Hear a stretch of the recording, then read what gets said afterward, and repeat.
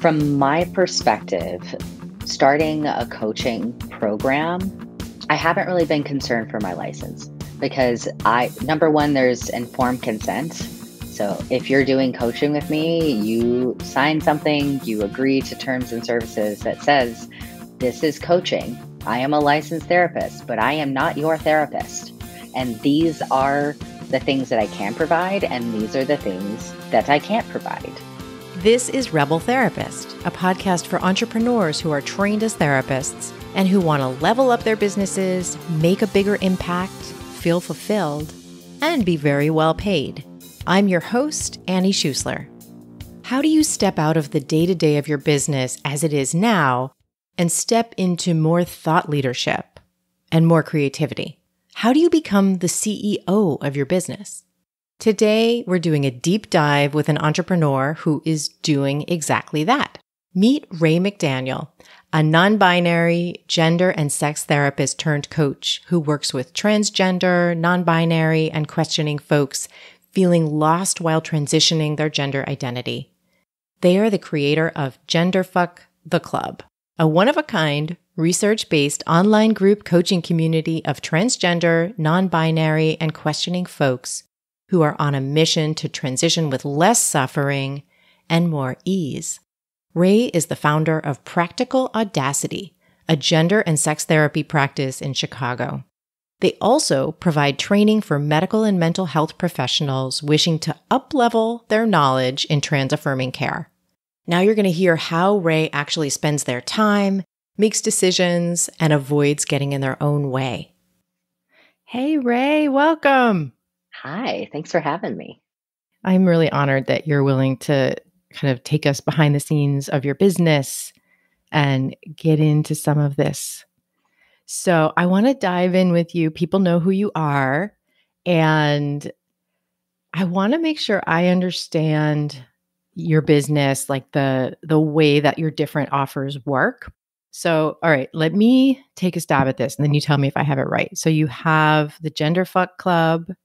Is that how you say it, first of all? Yeah, that's it. So you have the GenderFck Club, you have your group practice, and you also provide training to other professionals around trans-affirming care. Are those the three main branches you have going on? Those were the three main branches until recently. The fourth branch is that I'm currently under contract to write a book. So I'm also doing that. Okay. Awesome. Okay. So tell me, all right, so I'm going to definitely end up asking you about your book. So tell me about how much time goes into each of those four branches, and then also roughly how I'm sure that the book hasn't brought in revenue yet, but like how roughly with the other three branches, the revenue kind of breaks down. Not like that you have to tell us your numbers, but like not that you have to tell us anything. But if you're willing to tell us kind of the percentages of how much comes from the GenderFuck Club, how much comes from group practice, and how much from the training. Yeah, absolutely. So I can break down those numbers first of all. So the majority of our revenue comes straight from the group practice. I would say like 97 to 98%. Ooh, Gender okay. Yeah, like a lot of it. GenderFuck, I really developed as a way to create a bit more accessibility for folks. So it's not something that is a huge revenue generator, but it's something that I'm very passionate about. And with the speaking and things, that makes up again a little bit of a smaller part of our revenue, and that's something that I'm hoping to expand quite a bit in the next year. Historically, I've done quite a bit of speaking, and I'm sure you can resonate. It's about time to raise my rates to make that a little bit more of a part of our revenue stream. And in the book, correct, it's not bringing in any revenue yet, but I did, or I will be receiving an advance from that, and then theoretically receive royalties from that in the future as well. And then I have already forgotten your first question. Oh, how much time do I spend on Yeah. each thing? Yeah. Yeah, that's a great one. So I am in a really fantastic position that I am so grateful for right now, and that the majority of my time does not go into running the group practice part of my business. So I have a really incredible team that runs the majority of the day-to-day things completely without me. So I would say cumulatively with the group practice part, I probably work about 15 to 20 hours a week on that. I spend, depending on the week, the month, speaking, doing podcasts like this one, it can take up anywhere from 3 or 4 hours to 10 to 15. It just really depends on the month. The book is taking up the majority of my time right now. Who knew writing a book was hard? So it's I'm spending a lot of time being able to focus on that, which again, my team allows me to do. And I'm very, very grateful for that. The rest of my time running GenderFuck the Club takes about like 4 hours a week. And then there's all of the marketing, content creation, staff management generally takes up probably the rest of my time. Okay. And so it sounds like, do you work like 40 hours a week? Theoretically, often I end up working 45 to 50 right now with the book. Um, and I'm hoping that I get faster at writing and get it back down to around 40 hours, which is where I'd greatly prefer to be. hmm And I feel like that's a place where numbers can be helpful. And I could imagine that. So, like, I have a goal of working 20 hours a week. And sometimes it inches up. Like, lately, it's been more like 30, 35 hours. And then I always feel like, oh, I better tell people that because since I've said so publicly, like, I only work 20 hours a week, I should probably tell people when I'm working more in case they care. But it's like it's an energy thing as well as a time thing, where if you're working on something that is a important and creative project for you, and it's a moment when you have the energy for that and the excitement for that, it's not always like 40 hours isn't the same as another 40 hours, right? Like 40 hours where a lot of it, or 45 or 50, where a lot of it is going into this book that like needs to be written now and that you're needing to have come out of you. I'm imagining that feels different than a hustling kind of 40 hours. It does quite a bit. And I view it very much as a sprint. Like the book writing process is a 9-month process. So I might be working a few more hours than typically I would prefer during that time. But like you're saying, it's a really big project. It's one that I'm very passionate about. And I don't mind putting in the hours for that. Beautiful. Okay, how do you keep yourself or get yourself focused and creative in writing the book? Do you have any rituals or habits that help you with that? That's such a great question because I am currently trying to figure that out for myself as well. So I've never written a book before. So trying to figure out what does that flow look like is an ongoing process. So I'm only on chapter 3 right now out of 12. So I imagine I will learn quite a bit over the next 8 or 9 months. For now, I think the best advice that I've been given is not waiting for inspiration to strike and have a routine. So right now I'm typically getting up around 6:30 every day and writing until about 8:30 or 9. I have at least one day a week, preferably two, that are pretty much just blocked off for writing in addition to that morning time. And that has been the routine that I've been trying out.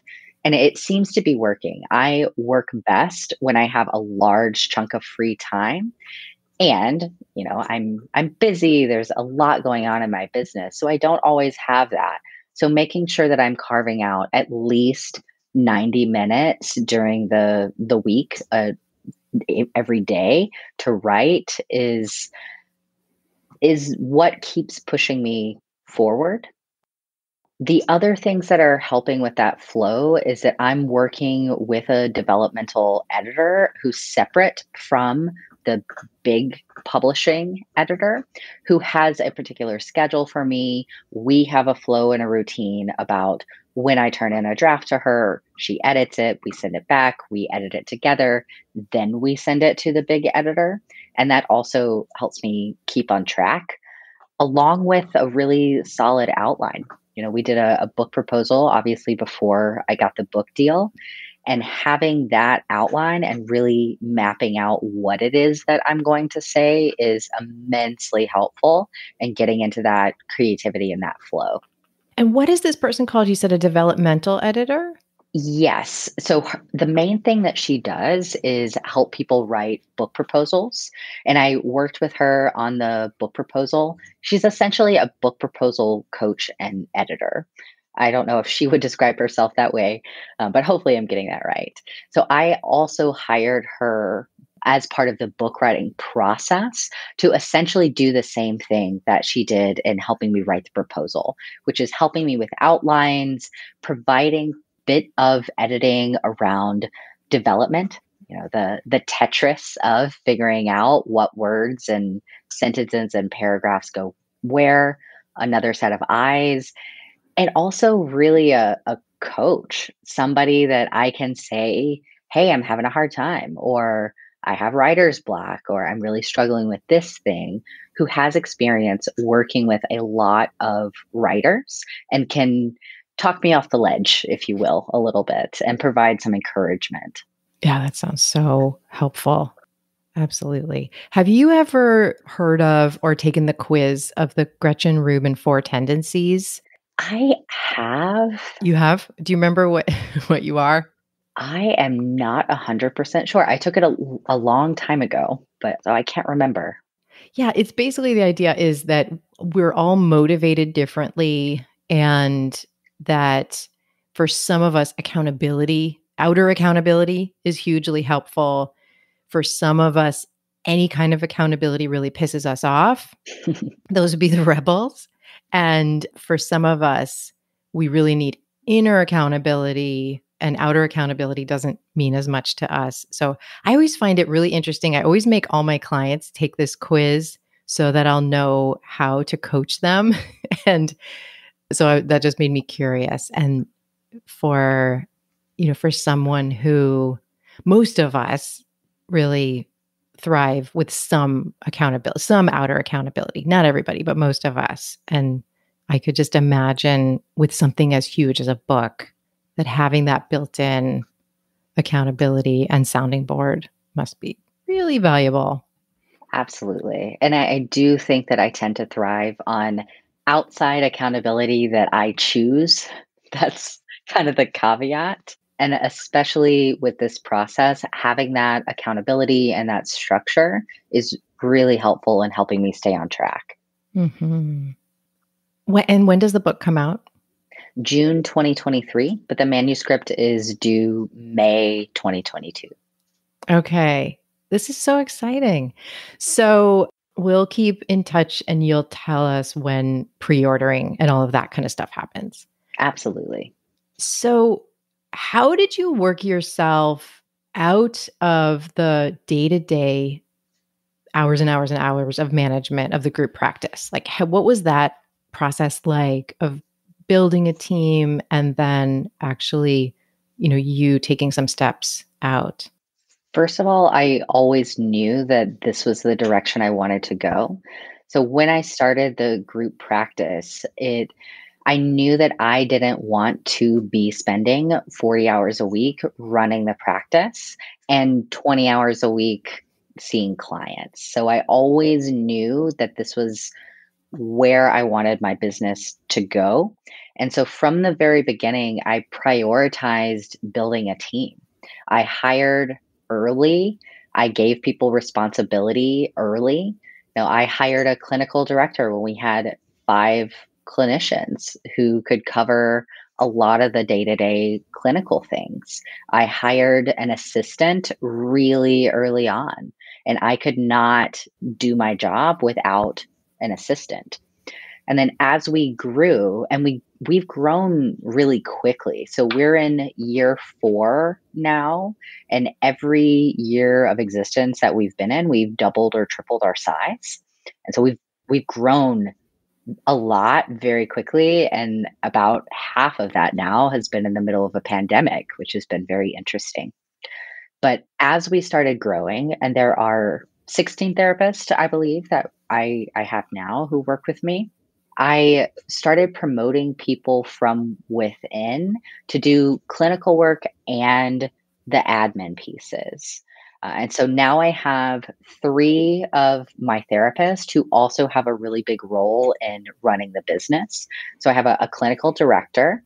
I have an HR person who also does recruiting, hiring, onboarding, all of that kind of stuff. So I've also almost completely stepped out of the entire hiring part of the business. I have someone who does intake, who also does, we call it our community and culture lead, which essentially means that, especially over the pandemic, we've had to pay a lot of attention to our company culture and wanting to make sure that people are feeling connected and good and their needs are being met. So this person does a lot of that work internally with the staff. I also have another person who is split between helping with billing, primarily problem solving billing with insurance and things like that, and also is our physical office manager. And then I also have a full time assistant operations person who works with me. And is that the same person as you mentioned is your assistant or a different person? That would be that person, yeah. Okay. Okay. The one that you mentioned, I can't remember the title, Community and culture lead. the community and culture lead. How do they do that piece of like encouraging connection and helping people have that feeling? Well, we've set up a few different things and we're always trying to figure it out. But the things that we have right now that are working is there's a quarterly staff get together. The past couple of quarters, it's been able to be in person, which is really nice. We have a holiday party coming up that is in person. We also do things like we call them our glow and grows. So twice a year, we'll do bigger kind of an internal survey slash meetings with people to really get a finger on how people are feeling both within the business with the admin team and personally clinically. So the first half of the year we do that with a big survey that it's kind of long and involved. The second half of the year we do that with one-on-one meetings. So we have both the survey where people can take their time and write, and we have that in person connection piece. I'm trying to think, what else do we do? We've also implemented using Slack as a team, and we have a few channels that are primarily for like cute dog photos and things like that. In our staff meetings, we have a weekly staff meeting that is an hour and a half, and the topic of that meeting rotates. But depending on what it is, we will do, we call them our hot love seat because we couldn't decide between hot seat and love seat. Oh my God, I And love it. yeah. So we have one person who is in the hot love seat, and the rest of us will ask them questions. And they could be really silly questions like, what's your favorite, why is my brain blanking on this? What's your favorite meal? Or it can be, how did you get into this work and why do you care about it? Broad range, but it gives us the opportunity to get to know people on a little bit more of a personal basis. And then this person also coordinates. We have one nonprofit that we partner with per year and so this person will coordinate all of that, ways that we could potentially get involved, financial contributions, and things like that. That's so cool. I love it. So, do you go to those weekly staff meetings? I go to 3 out of 4 of them. Mhm. How do you decide how do you decide what to go to and what not to go to as you're running these 4 branches of this business? Well, it's been a work in progress. And honestly, my team has been really amazing at pushing me to let go, which has been such a gift because I think my tendency as a CEO is that I want everybody to feel taken care of. I stepping away feels really scary because there is an assumption that, oh, my team is going to think I don't care or I'm not involved or I'm not accessible. And my administrative team has done a really great job of telling me, hey, we don't need you at this meeting. Or, hey, the admin team is going to set up a monthly meeting that you don't attend, and telling me that. And that was a beautiful moment in our business. And so they are able to give me really honest feedback about, is this a meeting that feels important? Is this not a meeting that feels important for me to be at? And in some cases, it's better for me not to be there because, for better or for worse, being the founder and the CEO of the company comes with a big power differential. And sometimes people don't feel quite as free to express themselves if I'm there. So there are certain meetings that it is I am helping the team by not being present. And I think that has been a big mindset shift for me.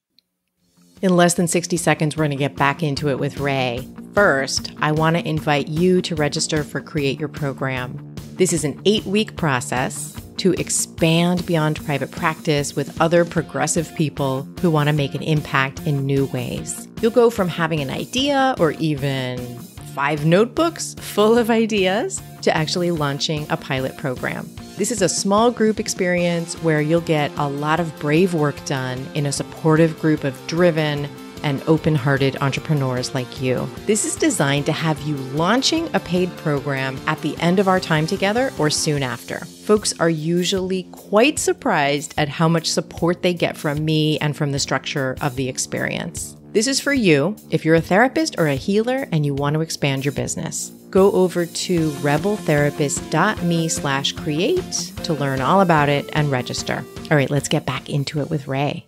There's also this way that you, as I'm sure there are other thought leaders in your group, but like you as the thought leader who is doing things like speaking, creating GenderFuck the Club, like creating this book, your energy around those things needs to be protected, and your time around those things needs to be protected.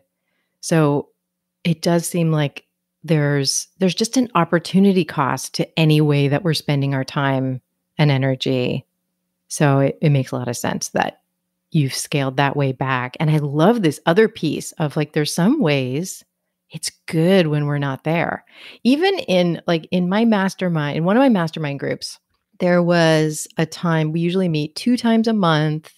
And then I also do one-on-one asynchronous stuff with people in between. But there was a time, sometimes this happens because of vacations or whatever, where we don't meet for a whole month as a group. And so one time folks set up a meeting without me, and it was so good. I mean, I wasn't there, so I don't know what happened, but it was so good. Like people bonded in a new way because I wasn't involved in the conversation. And when I came back, I could just feel this real difference in the Zoom room. Like I could just feel this bond that had been strengthened between the other folks. And then, so I've been really encouraging. I know it's a little different than a team like you're talking about, but that same power dynamic. I also know that one of my masterminders, one thing we do in there is we do breakout rooms. So we're all together as a group, and then they go off into much smaller breakout rooms and chat about the topic, and then they come back. And one person had said, it really helps to do the breakout rooms because then the boss isn't watching. And so you feel like you can try out some different ideas, give each other feedback a little bit more freely. And I'm sure with you and with me, it's not that we want people to feel less free ever to give feedback, but there is that power differential that just exists. And sometimes like getting out of the way is so helpful. It is. And there was a moment recently where my admin team kind of sat me down in one of our meetings and said, "Hey, like you were trying to be supportive and helping us solve problems. And what happens sometimes is that you jump in when we are already in the process of solving it and how try to take a step back and not from a micromanaging place, but from a place of, oh, there's a problem. Let's like solve it together. But they've already been working on it without me. And sometimes me jumping in just requires more work for them to tell me what is going on Mhm. than if they just solved it themselves. So we came to this thing that we're trying out that's working really well, in that I don't give feedback unless they ask me for it, or I don't jump in to solve problems immediately. And if they need me to jump in, they tell me, and that has been really freeing. Amazing. And so you were saying you've mostly stepped out of the hiring process. Have you found, or has your team found that it's harder to find people in this time period? Oh, 100%. Yeah. Oh, yeah. Mhm. I mean, I Mhm. think that's across the board. Any sort of group practice group that I'm in is having trouble with hiring. It just makes sense with the pandemic. Everybody's burnt out. Switching jobs feels daunting. People also have a lot of accessibility to do just solo practices without overhead because we're all doing telehealth right now. And there are these companies like Talkspace or BetterHelp or whatnot who are getting a lot of younger clinicians right now. Mhm. So yeah, I Thumbs think down on hiring, that. yeah, yeah, for real. I don't love it. Yeah. But it is hard to find people, and especially within our niche, because we want people that at least have a fundamental understanding of working with the LGBTQ community and the trans community and sex therapy. And we're willing to train people. And there are some just foundational pieces like an anti-racism intersectional framework that we need people to have pretty much unlock before they join us. Mhm. Okay. And what when someone does work with you, what do you find is their reason? Like, what do you find they're most looking for in deciding to work with you? We have a lot of queer folks and trans folks who are on our team. And a lot of what draws them to us is the work environment where they can just be themselves and there is absolutely no question. And it's an affirming environment where they also get to work with populations that they're passionate about. Our therapists really want to work with the LGBTQ community. They want to work with people of color. They want to work with sexuality and issues around sex. And so, being in an entire practice that focuses on that is a huge draw point, I think. Yeah. And are they employees or contractors? Employees. I only hire employees and pretty much only full time. There's a couple of exceptions that have happened, but I really don't hire people unless they're full time and working only for us. Oh, beautiful. Okay. Yeah. So I love how, I mean, there's a lot of things obviously that we don't love about what's happened over the last couple of years, but I do love how there's this expectation, I feel like, on us as employers that we're providing something besides a paycheck, like that we're providing, that we're thinking about things from our team's point of view and providing a workplace that someone would want to be in. So that's really, really cool to hear. Okay, can we get into GenderFuck the Club? Yeah. Okay. So, okay, a lot of therapists are, and I know you're listening, a lot of therapists are really worried about creating something not under their therapy license. And I'm wondering how you decided to create a community, a hybrid community course, coaching experience that isn't a therapy group, and if you had worries about this. Also, a really great question. I understand that concern. From my perspective, starting a coaching program, I haven't really been concerned for my license because number one, there's informed consent. So if you're doing coaching with me, you sign something, you agree to terms and services that says, this is coaching. I am a licensed therapist, but I am not your therapist. And these are the things that I can provide, and these are the things that I can't provide, including emergency care, including severe mental health concerns. That is not what I'm doing in this space.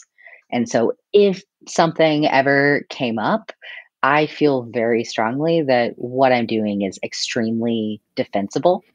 I also know about my own ethics and integrity. And I know that what I'm doing is coaching and not therapy. And I can back that up because I know the difference between the two.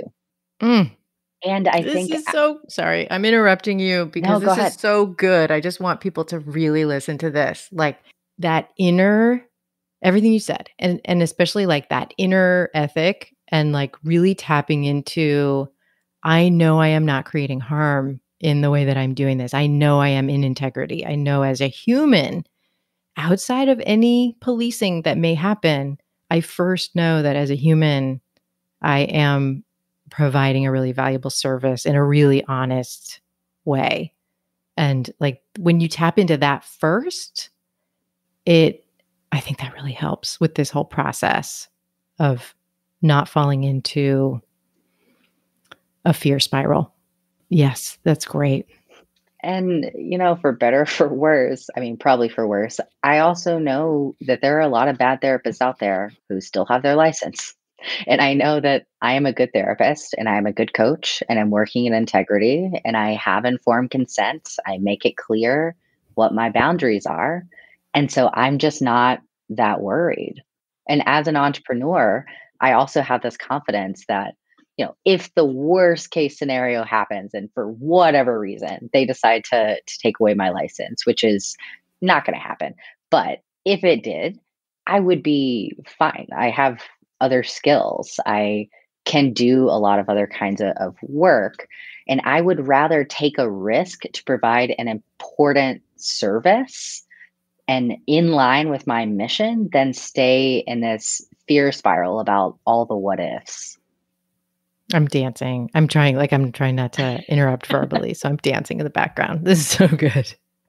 And you had asked, how did I decide to do coaching? So, one thing that frustrated me as a therapist was some of the limitations that come with our license, like being able to see people across state or country lines. So, I grew up in the deep South where there were no affirming therapists or services available for queer and trans folks, at least that I knew of. And I know that there are a lot of people who are in similar situations where geographically they just don't have access to affirming services. And even I've had people from all over the world who have joined GenderFuck, even in countries that have socialized medicine. The waiting lists are so long that I get a lot of people who are coming from Canada, from Germany, from the UK, who do theoretically have access to these services, but in practice, that looks very different. And so I knew that I wanted to provide a leveraged offer. So something that wasn't just hours for money, that could reach a larger amount of people, that was accessible to them. And the way that I work as a therapist does also tend to be on the more coaching side of things, just naturally how I am. And so it was a very easy switch to me. And I feel very clear again about what is therapy and what is coaching. So in creating GenderFuck, I knew that I wanted to create a community, because another thing that frustrated me was that I would have 10 clients who were all telling me that they felt isolated and alone, and I couldn't introduce them to each other. And that annoyed me. And so I wanted to create a community where people could connect and I could offer at least some amount of that one-on-one or group support, because I also think that group work is incredibly powerful. And I also wanted to leverage my intellectual property. So what GenderFuck the Club is based on is the gender freedom model that I also created that's going to be published in an academic journal this fall. And I created that and then I turned that into a course so that people have access to the core of what I do and what I teach without me needing to do that one on one with them. And that is then a reference for them within GenderFuck. What platform do you run GenderFuck on? Mighty Networks. Okay, that's what I use too. Oh, great. So you know all about it. I mean, but our listeners probably don't. So it's like it's definitely a beautiful option in terms of like a platform where you can have a combination of courses and community and you can use it in a lot of different ways. And yeah, so I mean, I'm not like an affiliate or anything, but I definitely recommend checking it out. That's cool. And so do you find that people in the club are using it differently? And what I mean by that is like for me in my programs, some people go to every group. Well, most people go to every group meeting, but some people go to every group meeting and ask their questions there. Some people are much quieter in group meetings and then they use a lot of like private chat with me. Some people really like go through every single piece of curriculum and stay pretty quiet. Some people give each other a lot of feedback. So, and I've come to really appreciate that. In the beginning, I thought everybody has to do everything so that, they're really getting their money's worth. But then I realized that I was being kind of school brainwashed in that thinking, and that people can go through a process in a lot of different ways to get their money's worth and their time's worth. So, yeah, in your club, are you finding that people use it differently? I do. I think you described it really well. There are some people who go through every piece of curriculum and do every single piece of homework and they love it. There are other people who have never watched the course who show up to the group meetings, and that is where they get value. Now, I have some people who usually will bring something to talk about in the group meetings, and other people who just show up to support and listen, and they don't have anything to talk about. So, yes, I do think that different people use it in different ways. And that's kind of the beauty of it, is that it supports a lot of different needs, it supports a lot of different learning styles, and people can do it at their own pace and in a way that works for them. Yeah. How many members roughly do you have in there? I believe I have about 17 in there right now. Nice. And what would you like, if anything, what would you like to have in the vision of this club long term? I would love to have 100 plus people in the club. I think that would be really beautiful. If I get up to that number or even double or triple the size of it that it is now, I'd love to hire other coaches and train them so that I can kind of do the same thing I did in my therapy practice, which is replicate myself. And I would love for it to be a robust resource source, but also a robust community where people are making long term connections with each other and really getting the support that they need, both from each other and from me or any other coaches that come on. And I've already seen that happening. People are forging really deep friendships from being in the club. And that is a very special thing to me. Yeah. Okay. So then that, I know as we're wrapping up, this is one thing that keeps coming to my mind is, so in the future vision of your businesses, what do you think would be the thing that you always do. So, like, you might hand over different pieces of things. What do you think of as the thing that you would imagine you'll probably always want to have in your calendar? I definitely think the book writing and speaking is something that I really love and something that I wanna continue to do, that thought leadership, like you said. I also always see myself as being the CEO, meaning that I have a finger on the big vision, I'm guiding the ship, if you will, and am able to see things from that higher level perspective. I always see myself having some sort of in person, right, in quotes, connection with my ideal client, meaning trans, non-binary folks in whatever form that that takes. And I see myself continuing to lead the admin team. Oh, that last part surprised me. What makes you wanna always lead that team? Oh, good question. I think it ties into the vision piece and making sure that I am clearly communicating our mission, our vision, kind of higher level strategy, and holding on to all of those pieces across the board because I also hold on to all of the different buckets of business. So I have a context that other people just don't have. Now, by leading the admin team, that doesn't mean that I'm always going to be involved in the super day to day things. Right? That could look a lot of different ways. It also could look like somebody who primarily runs all of the operations, and I just do strategy, vision, and interpersonal relationships and team building. That makes sense. So you're always, like, having some kind of intimacy with that team, even if it's not day to day. Yeah, that's really cool. When's the last time you took a vacation? Oh, I actually took one fairly recently. When was it? Well, I guess it was a few months now. So September, I believe. September, October, something like that. Where me and my partner went to upstate New York for about 10 days and just hung out at a lake house and climbed some mountains and went camping and all of that good stuff.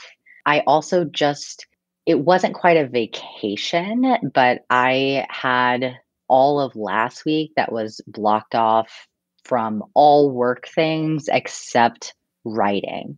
So I didn't check email, I didn't talk to the team, I didn't do anything except make space for writing and do holiday things, which was really nice. But our team, especially our admin team, and well, the whole team, but I think the admin team is specific in that we can all work too much if you let us.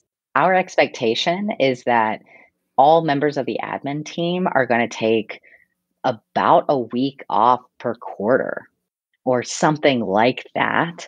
And we really encourage that work life balance. One of the things that we do on our team is that when people are off and they said that they're off, if they start replying to emails or replying in Slack, we're the rest of us are like, go away, stop it. That's so good.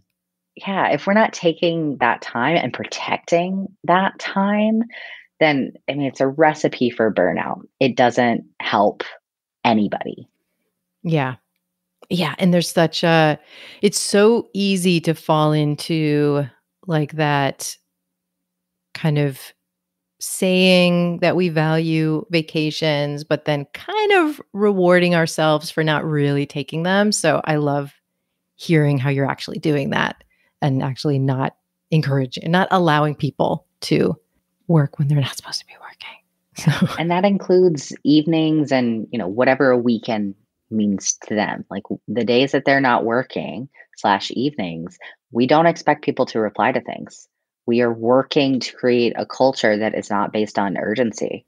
mm, yes, please. Yes, please. Good. So I so appreciate all the gems that you have shared and just like letting us really get behind the scenes with you and look at your business as a whole. So I just appreciate you so much. Absolutely. It's really fun for me to dig into business things, and I don't get to do it that often on podcasts. So I very much appreciate whenever I have the opportunity to nerd out about business. Now I'm going to loop back and share some takeaways that particularly stand out to me. Takeaway number 1. Rae is conscious about how they spend their time. They invested in their team early on so that they could step out of a lot of the day-to-day running of their group practice. This allows Rae to focus on thought leadership, including speaking, writing their book, and creating GenderFuck the club. So I have a really incredible team that runs the majority of the day-to-day things completely without me. So I would say cumulatively with the group practice part, I probably work about 15 to 20 hours a week on that. Takeaway number 2, Rae is writing a book. And they've been finding a rhythm that works well for them, which includes writing for at least 90 minutes every day, as well as getting help and accountability from a developmental editor, deadlines, and an outline. So making sure that I'm carving out at least 90 minutes during the week, every day to write is what keeps pushing me forward.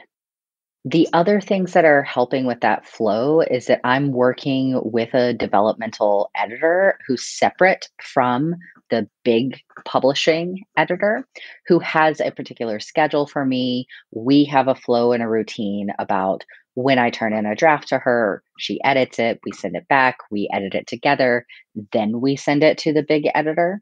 And that also helps me keep on track, along with a really solid outline. Takeaway number 3, GenderFuck the Club is an important part of Rae's work. Rae does this work as a coach instead of under their therapy license. They feel very clear about why this is an ethical decision. With this program, Rae is able to serve folks all over the world who need this community. So one thing that frustrated me as a therapist was some of the limitations that come with our license, like being able to see people across state or country lines. So I grew up in the deep South where there were no affirming therapists or services available for queer and trans folks, at least that I knew of. And I know that there are a lot of people who are in similar situations where geographically they just don't have access to affirming services. You can find out more about Rae McDaniel at genderfuck.club. You're going to spell that GenderFck.club. So you can tell there's a vowel missing there. GenderFck.club. I want to thank Jessica Riscala for producing this podcast and Cosmo Palms for editing it. And I so appreciate you listening. If you found this episode supportive, please share it with your favorite therapist or healer who also needs to be their own CEO. That makes a huge difference, and it's absolutely the best way for us to reach more people. It really means a lot when you recommend this podcast personally. And thank you so much for listening. We'll be with you next time.